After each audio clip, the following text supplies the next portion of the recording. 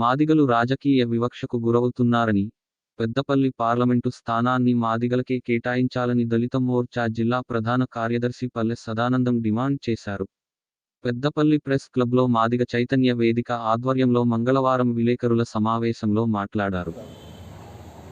Peddapalli parliamentary స్థానం SC reserved అయినప్పటి నుండి నేటి వరకు పెద్దపల్లి పార్లమెంటు పరిధిలో ఉన్నటువంటి మాదిగలము చాలా రాజకీయంగా వివక్షకు గురవుతూ ఉన్నాము.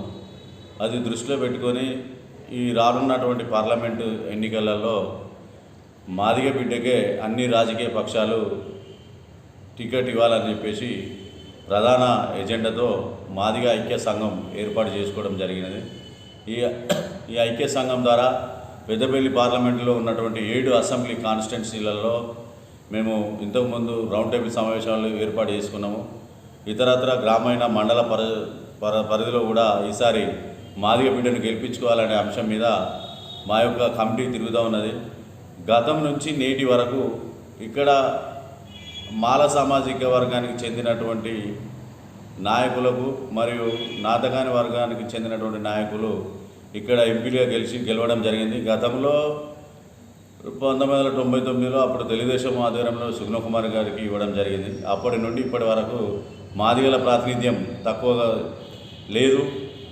రాజకీయ పరంగా మేము రాజకీయంగా వివక్షకు గురవుతున్నాం. కాబట్టి ఇప్పుడు రానున్నటువంటి పార్లమెంటు ఎన్నికల్లో కాంగ్రెస్, బీజేపీ, టీఆర్ఎస్ అన్ని పార్టీలు మాదిగ బిడ్డకు ఇక్కడ టికెట్ ఇవ్వాలని చెప్పేసి స్థానికంగా ఉండే నాయకునికి అవుటర్స్ అంటే అక్కడి నుంచి ఇక్కడికి వచ్చిన వలసవాదులకు కాకుండా స్థానికంగా 7 అసెంబ్లీలలో ఉన్నటువంటి అన్ని పార్టీలు కాంగ్రెస్ కానీ, బీజేపీ కానీ, టీఆర్ఎస్ కానీ ఇక్కడ ఉన్నటువంటి కార్యకర్తలు టికెట్ ఇస్తే మాదిగ బిడ్డ ఈసారి గెలవాలని చెప్పేసి మేము ఒక దృఢ నిశ్చయంతో ఉన్నాము.